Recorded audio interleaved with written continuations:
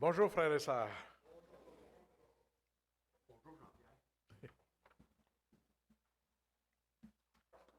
Dieu a eu un plan merveilleux, hein.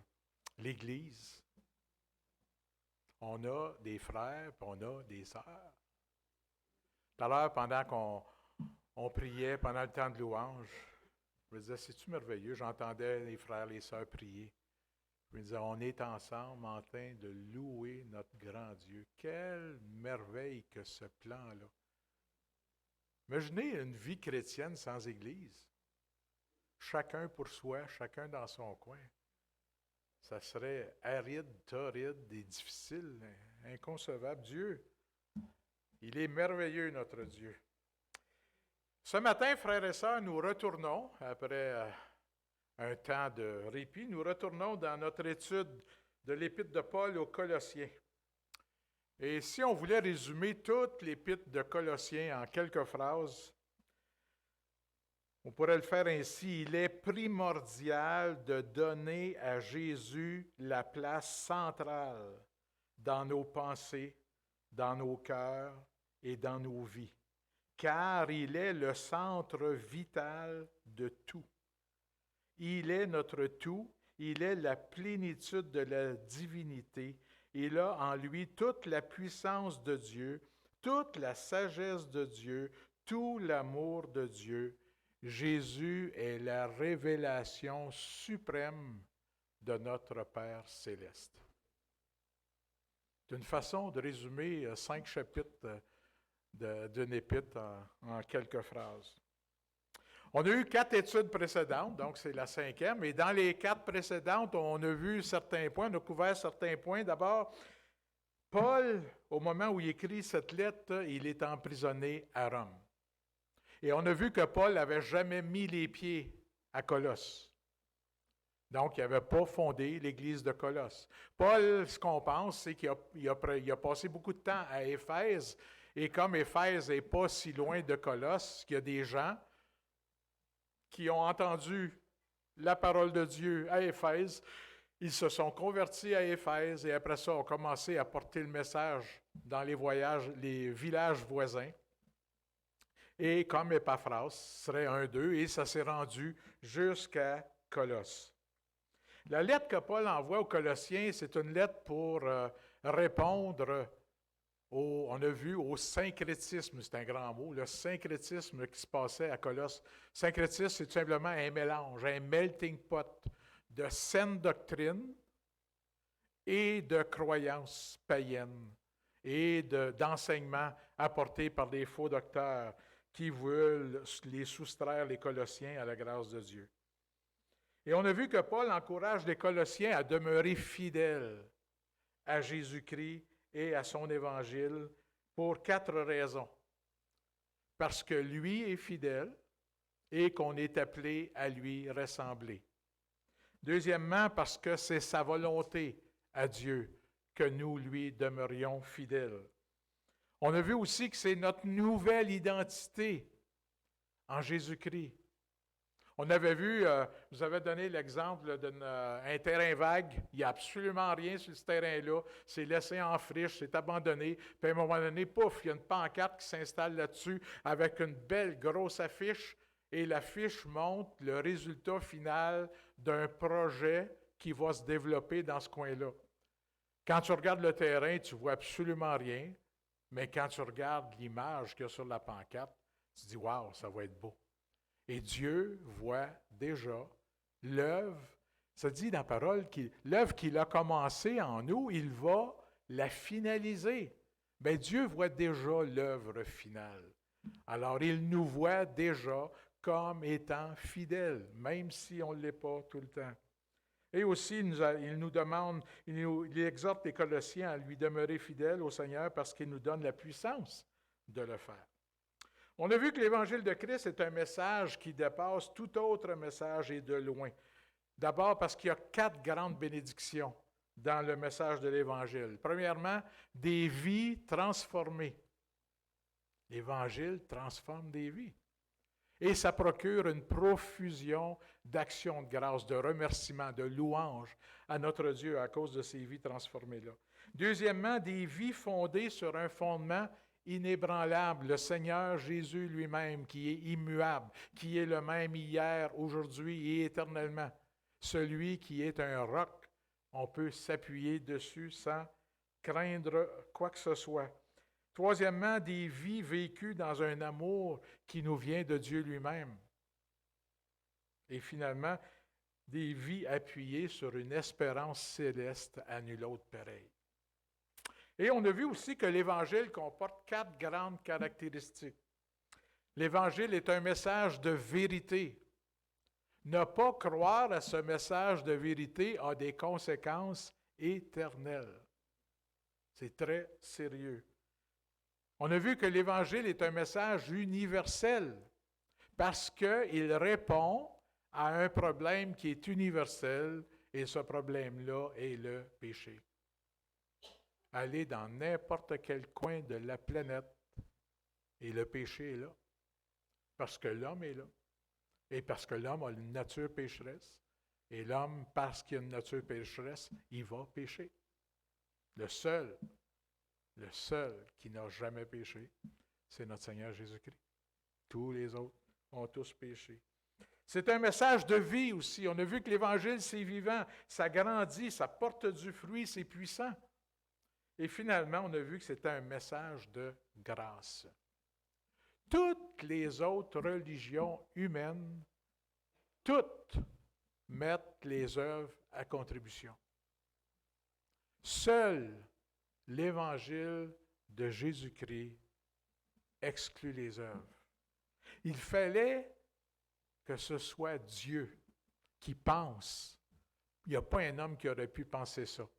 Gracier un pécheur, un rebelle, un ennemi, le gracier sur les seules bases de la repentance et de la foi en l'œuvre expiatoire de Jésus-Christ à la croix du Calvaire. Quel homme aurait pu penser à ça? Il n'y en a pas un. Ça prenait Dieu, notre grand Dieu, pour penser à un plan de salut aussi merveilleux. Alors ça, c'est en 5 minutes, on a résumé 4 messages. Le titre du message de ce matin, c'est « Persévérer et progresser dans notre marche spirituelle ». La meilleure façon de ne pas reculer, c'est de toujours avancer. Imaginez-vous en train de grimper une côte en vélo. Puis à un moment donné, vous décidez d'arrêter de pédaler. Là, le vélo va ralentir, il va arrêter. Et si vous ne mettez pas les 2 pieds à terre, là, il va se mettre à reculer et vous êtes dans le trouble. La vie chrétienne, c'est un peu comme ça. Dans nos premiers temps de vie de chrétienne, c'est généralement facile de marcher avec Dieu et de combattre pour la vérité de l'Évangile. Après avoir passé des années dans l'aveuglement, là, on découvre la lumière, on découvre Jésus-Christ, on découvre la majesté de Jésus-Christ et la beauté du message de l'Évangile. On est tout feu, tout flamme, on flotte, on parle de la vérité, de cette vérité qu'on a acquis. On veut en parler à quiconque veut en entendre parler. Et même, on veut en parler à même ceux qui ne veulent pas en entendre parler. Et puis, s'il y a du monde qui nous reçoivent mal, ça coule sur notre dos comme l'eau sur le dos d'un canard. On est exalté. Et puis là, les années passent, et puis il y a des nuages gris qui arrivent, et puis notre beau ciel bleu commence à s'obscurcir. Le soleil brille toujours, mais les nuages le cachent. Et puis là, ça teste notre foi. Est-ce que même si le soleil brille moins fort, en fait, je le vois moins briller à cause des nuages, est-ce que ma foi est aussi grande? Et arrivent les épreuves, arrivent les difficultés, et ça aussi, ça vient tester notre foi. Et est-ce que mon zèle du début est toujours là? Mon enthousiasme, il est toujours là, il se trouve souvent étouffé. Est-ce que j'ai raison de laisser mon zèle, mon enthousiasme s'étouffer? à cause des nuages, des obstacles, des difficultés, des épreuves? Bien sûr que non. Car si Dieu permet ces nuages, ces épreuves et ces difficultés, c'est toujours pour nous, pour notre bien et notre progrès dans la foi. Dieu nous aime et Dieu, c'est la façon dont il veut nous faire progresser dans la voie, mais bien souvent, dans la foi, mais bien souvent, ce n'est pas de même qu'on le voit.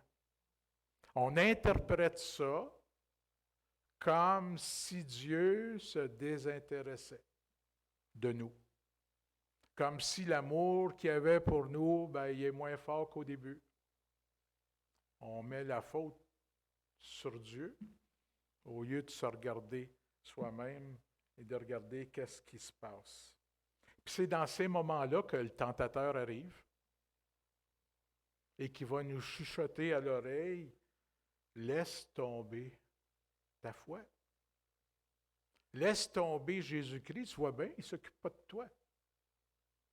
Laisse tomber l'Évangile, tu vois bien, là, ça fait 50 personnes, 100 personnes à qui t'en parles, puis il n'y en a pas un qui est venu à Jésus. Pourquoi persévérer sur une voie étroite comme celle que tu es en train de suivre présentement? Qu'est-ce que tu vas y gagner? Le tentateur est expert pour nous chuchoter des choses et essayer de nous mettre des bâtons dans les roues. Mais c'est précisément à ce point-là que les Colossiens étaient rendus. Quelques années auparavant, ils avaient reçu l'Évangile avec joie. Ils étaient émerveillés d'entendre un tel message. Enfin, leurs yeux s'étaient ouverts, leur cœur vivait une expérience qui dépassait tout ce qu'ils avaient vécu jusqu'à ce jour. Les années ont passé, des nuages gris sont arrivés avec leur lot d'épreuves et leur lot de difficultés. Ils sont devenus vulnérables, puis là, des faux docteurs sont arrivés, puis ont essayé de leur passer, de leur enseigner, de leur prodiguer un message qui décriait Jésus-Christ et qui proclamait que leur message à eux était supérieur à celui de l'Évangile de Jésus-Christ. Paul a été mis au courant de ce qui se passait à Colosse et a décidé de leur écrire une lettre pour les encourager dans leur foi, une lettre dans laquelle il décrit la beauté insurpassable de Jésus et de son message, une lettre dans laquelle il exhorte les Colossiens à fermer leur cœur et leurs oreilles au message de ces faux docteurs-là. Et on a vu dans les versets 3 à 8 du premier chapitre de Colossiens que Paul démontre la supériorité du message de l'Évangile en faisant état des grandes bénédictions et des grandes caractéristiques que comporte l'Évangile de Jésus-Christ. Ce matin, on va examiner les versets 9 à 14, Colossiens 1, 9 à 14, dans lesquels Paul encourage les Colossiens à persévérer et à progresser dans l'Évangile de la vérité et l'Évangile de grâce. Si vous voulez tourner avec moi, Colossiens 1, les versets 9 à 14. « C'est pour cela que nous aussi, depuis le jour où nous en avons été informés, nous ne cessons de prier Dieu pour vous. Nous demandons que vous soyez remplis de la connaissance de sa volonté en toute sagesse et intelligence spirituelle pour marcher d'une manière digne du Seigneur et lui être entièrement agréable, portant des fruits en toutes sortes de bonnes œuvres et croissant par la connaissance de Dieu, fortifié à tous égards par sa puissance glorieuse, en sorte que vous soyez toujours et avec joie, persévérants et patients. Rendez grâce au Père qui vous a rendu capable d'avoir part à l'héritage des saints dans la lumière. Il nous a délivrés de la puissance des ténèbres et nous a transportés dans le royaume de son Fils bien-aimé, en qui nous avons la rédemption, le pardon des péchés. 9 à 14, 9, 10, 11, 12, 13, 14, 6 versets Avez-vous remarqué la richesse des mots que Paul utilise? Des mots, des absolus. Paul, il ne va pas avec le dos de la cuillère.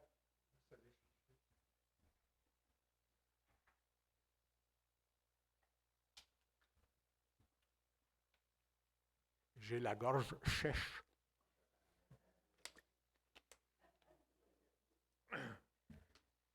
Avant d'aller en profondeur dans ces versets-là, j'aimerais ouvrir une petite parenthèse. Avez-vous remarqué comment Paul prie avec ardeur pour des gens qui sont déjà sauvés? Dans nos milieux évangéliques, on prie généralement et beaucoup avec ferveur pour le salut des gens. Mais lorsque les gens parviennent au salut, on a tendance à croire que le but est atteint et on prie avec moins de ferveur pour ces gens qui sont nouvellement sauvés. Alors, parfois, on va présenter au Seigneur leurs besoins matériels, leurs besoins physiques, leurs besoins de santé. Mais on néglige la croissance. On néglige la transformation intérieure. Et c'est par la transformation intérieure et c'est par la croissance spirituelle que se manifeste la gloire de Dieu. Comment est-ce que je peux glorifier Dieu? Je glorifie Dieu quand je grandis. Je glorifie Dieu quand je ne demeure plus un petit bébé au lait spirituel, mais que je deviens un chrétien mature qui marche avec son Seigneur. Le but ultime de l'apôtre Paul est que la gloire de Dieu éclate et soit reflétée par la vie d'hommes et de femmes convertis à Jésus et transformés en profondeur par l'Esprit de Dieu dans leur cœur. Cette recherche de la gloire de Dieu explique pourquoi Paul est si fervent et si ardent à prier pour les Colossiens. On est sauvé du jugement à venir. C'est merveilleux, merci Seigneur. Mais la question cruciale qu'on peut se poser, est-ce que je reflète sa gloire? Est-ce que les gens qui me voient le Seigneur? Ça, c'est des questions qu'on peut se poser à tous les jours. Est-ce que les gens qui m'écoutent, qui écoutent ce que je dis, est-ce qu'ils entendent le Seigneur? Quand on me regarde, est-ce qu'on voit le Seigneur ou on voit Jean-Pierre avec un Jésus quelque part perdu en arrière dans la brume? Le psaume 67, les versets 2 et 3.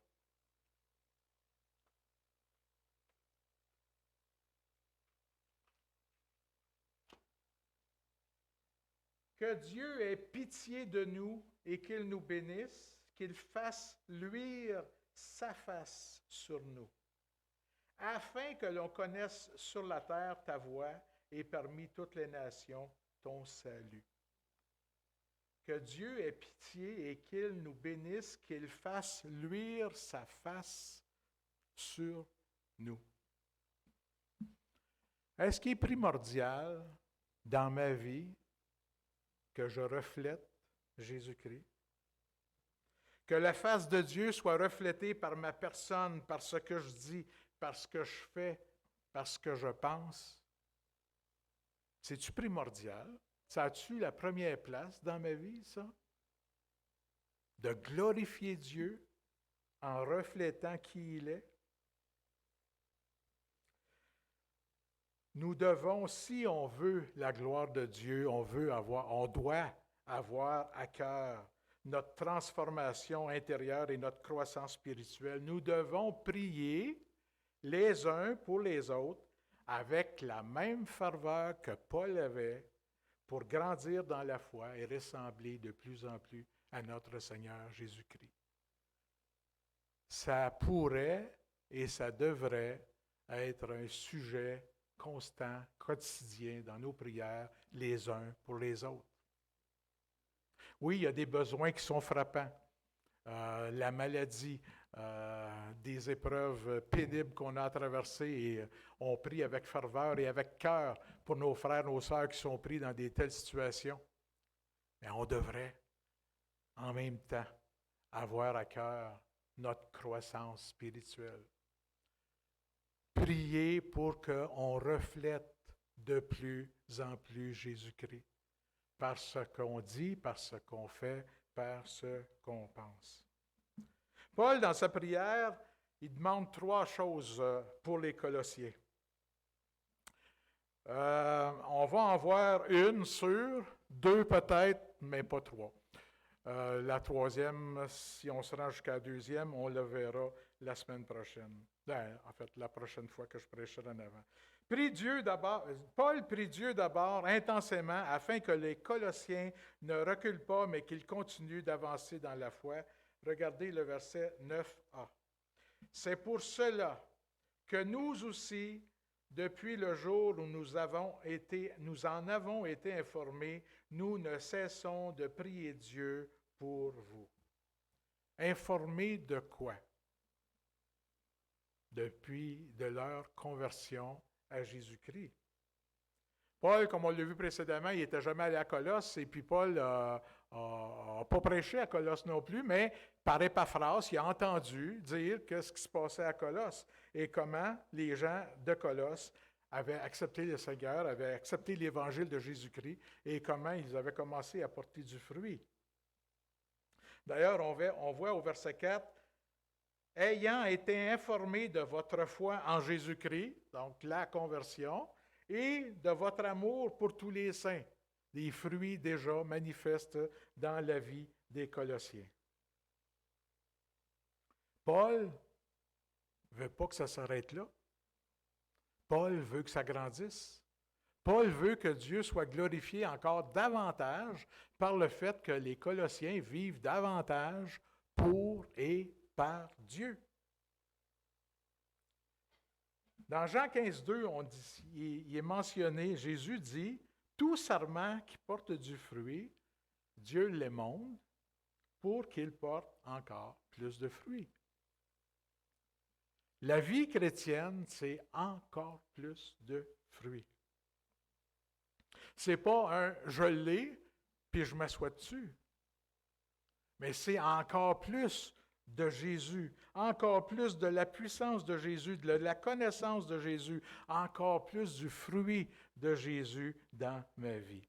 C'est une chose de commencer la vie chrétienne, mais c'en est une autre de persévérer et de continuer à grandir au fil des années, et ce, malgré les épreuves, malgré les obstacles. C'est une chose d'avoir du zèle pour Jésus pendant un certain temps, mais c'en est une autre de lui demeurer fidèle dans le service, dans le ministère, dans quelque œuvre que ce soit qu'on accomplit pour lui, de lui demeurer fidèle au fil des ans, malgré les épreuves, malgré les obstacles. Vous savez, même après 10 ans, 15 ans, 20 ans de vie chrétienne, on n'est pas à l'abri des dérapages. Il faut veiller sur nos cœurs, veiller sur notre âme, veiller sur notre esprit, veiller à ce qu'on demeure toujours dans les bonnes cordes, les bonnes grâces de notre Seigneur Jésus-Christ. Paul se soucie des Colossiens, il veut qu'ils avancent, et son souci n'est pas juste pour les Colossiens, il est aussi pour les Galatiens, pour Corinthe, pour tous les autres auxquels il a écrit. Dans Galates 4,19, Paul écrit « Mes enfants, pour qui j'éprouve de nouveau les douleurs de l'enfantement, jusqu'à ce que Christ soit formé en vous, jusqu'à ce que vous ayez la stature de Jésus-Christ. » Paul a les douleurs de l'enfantement, puis il dit encore une fois, il les a eues au début de leur vie chrétienne, au moment de leur conversion, mais là, c'est encore des enfants dans le Seigneur, et il y a du souci pour eux autres, parce qu'ils sont sur le bord de déraper. Ils sont sur le bord de suivre l'enseignement des faux docteurs. Et de même, en tant que frères et sœurs dans la grande famille de notre Seigneur Jésus-Christ, nous avons à se soucier les uns des autres. Soucier dans le sens d'avoir à cœur que tous ensemble, chacun individuellement, nous puissions avancer dans la foi, avancer dans la grâce de notre Seigneur et Sauveur. Vous savez, la vie chrétienne, c'est un voyage extraordinaire. C'est un voyage qui commence sur terre et qui va se poursuivre jusque dans l'éternité. Et dans ce voyage-là, on va apprendre à connaître notre Seigneur Jésus-Christ et on découvre toujours davantage l'immensité de sa grandeur et de sa majesté. C'est un voyage au cours duquel nous devrions toujours vouloir aller plus loin, en voir plus de ce que le Seigneur Jésus-Christ est, de ce que le Père Céleste est et de ce qu'il représente. Imaginez quelqu'un qui a bien des sous, à un moment donné, il vient vous voir, puis il vous dit, je t'offre un voyage autour du monde, toutes dépenses payées. Vous êtes émerveillé. Vous dites, oui. Tu m'offres ça à moi, je suis preneur, j'en veux. Quand est-ce que je pars? Il dit, tu pars quand tu veux. Et le lendemain matin, tu es prêt à partir, puis tu décolles.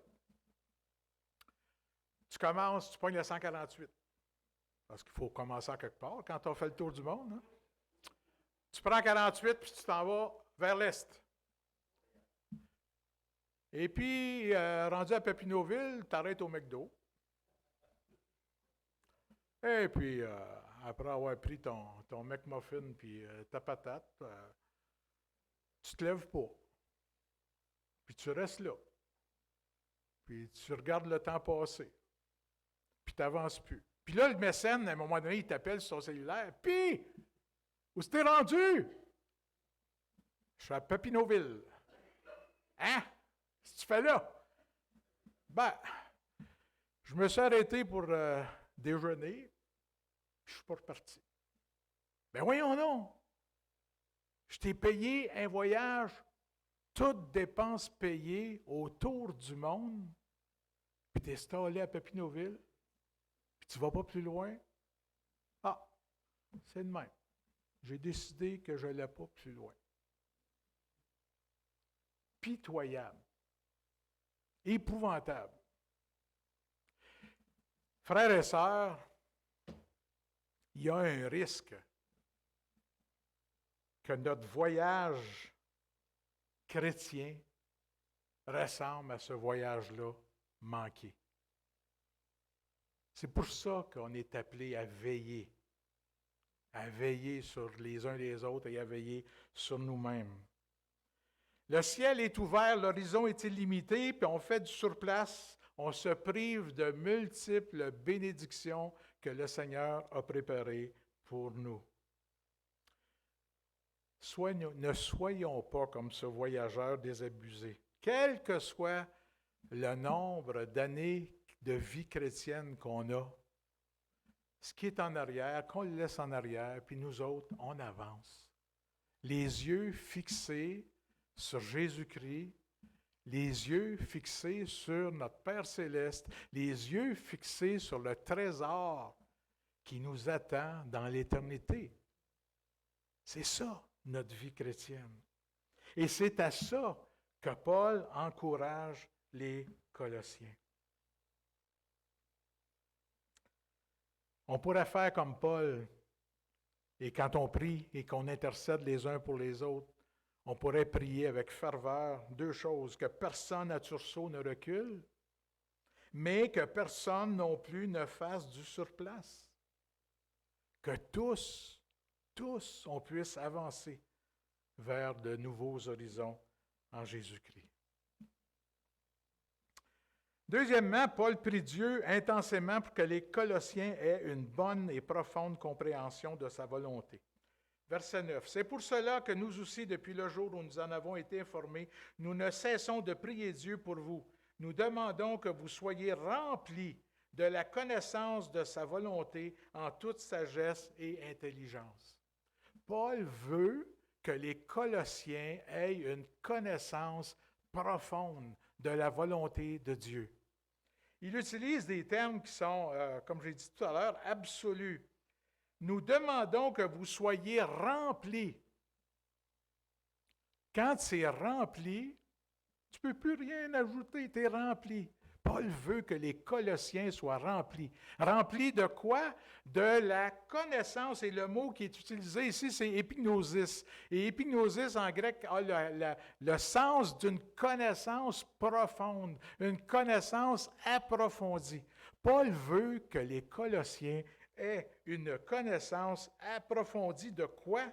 De la volonté de Dieu.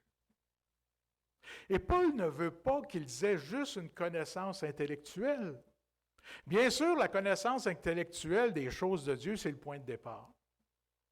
Parce que tant et aussi longtemps que je n'ai pas lu la parole de Dieu, puis que ça n'a pas atteint d'abord mon cerveau pour dire « Ah, OK, c'est ça que ça dit, c'est ça que ça dit », mais il ne faut pas que ça s'arrête là. C'est comme l'Évangile. L'Évangile qui s'arrête là, elle ne donne rien. L'Évangile qui va jusque-là, c'est là que ça transforme des vies, ça sauve des vies. De la même façon, la parole de Dieu, il ne faut pas qu'elle s'arrête là. Il faut qu'elle descende jusque-là. Et nous autres, dans notre nature humaine, dans notre nature pécheresse, on n'a pas la capacité de faire passer ça de là à là. Le seul qui l'a, c'est le Saint-Esprit.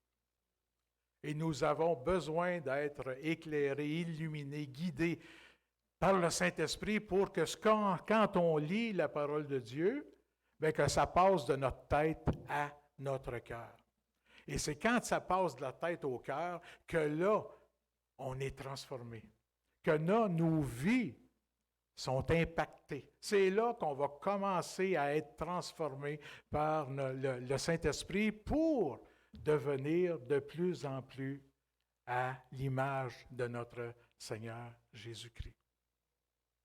Est-ce qu'on a soif d'avoir cette connaissance approfondie-là de la volonté de Dieu, de la parole de Dieu? Est-ce qu'on a soif de ça? Je vais terminer avec une illustration. On dit qu'un jour, un jeune homme désinvolte est venu voir le philosophe Socrate. Puis là, il s'adresse à Socrate et il dit « Ô grand Socrate, je viens vers toi pour acquérir la connaissance. » Socrate le regarde, ne dit pas un mot, mais il fait signe de le suivre. Puis là, il marche pendant une bonne demi-heure, puis il aboutit sur le bord de la mer. Puis là, Socrate dit au jeune homme de le suivre encore, puis là, il rentre dans la mer, puis là, il se ramasse avec de l'eau jusqu'à la poitrine. Puis là, Socrate regarde le jeune homme dans les yeux, puis il lui dit « Qu'est-ce que tu veux? » Alors, le jeune homme de répondre « Ô grand Socrate, je veux avoir la connaissance. » Alors, Socrate, ni un ni deux, pèse sa tête du gars, puis il rentre la tête dans l'eau, puis il la maintient là pendant 30 secondes. Puis là, il ressort la tête. Fait que le gars est un peu surpris. Quelle réaction que Socrate vient d'avoir, ce grand sage, ce grand philosophe-là. Puis là, Socrate, il demande, « Qu'est-ce que tu veux? » « Ah, Socrate, je veux la connaissance. » Il pogne la tête, il redescend dans l'eau, puis là, il la garde 3-4 secondes de plus. Il ressort, l'autre est encore plus s'éberlué, il toussote un peu. Là, Socrate, il demande, « Puis, qu'est-ce que tu veux? » Socrate, je veux la connaissance. Il rentre la tête dans l'eau encore. Et ce manège-là se poursuit jusqu'à ce qu'à un moment donné, quand le gars ressort la tête de l'eau, là, ça faisait peut-être 50, 60 secondes qu'il avait la tête dans l'eau. Et là, il est étouffé. Puis, ça fait que Socrate il demande, « Qu'est-ce que tu veux? » Il dit, « Je veux de l'air. » Puis il respire, puis « Je veux de l'air, je veux désespérément de l'air. » Et Socrate de lui répondre, « Quand tu voudras la connaissance dans la même mesure que tu veux de l'air présentement, mais tu l'obtiendras. » Et j'aimerais ajouter ceci. J'ai sauté bien du stock. Si nous désirons connaître la volonté de Dieu, autant que ce jeune homme-là désirait avoir de l'air, nous l'obtiendrons. Si nous désirons connaître la volonté de Dieu comme si c'était vital pour notre existence comme l'air était vital pour ce jeune homme-là, nous l'obtiendrons, nous la connaîtrons, la volonté de Dieu. Jésus a dit, « Celui qui me cherche me trouve. » Et plus loin, l'Éternel dit dans Jérémie 29, 13, « Vous me chercherez et vous me trouverez. Je me laisserai trouver par vous si vous me cherchez de tout votre cœur. » Un absolu. Si vous me cherchez de tout votre cœur. Frères et sœurs, que le Seigneur nous accorde à chacun d'entre nous une compréhension profonde de sa volonté, accompagnée de sagesse et de discernement spirituel, et c'est ainsi que nous allons persévérer et progresser dans notre marche spirituelle. Merci Seigneur pour ta parole.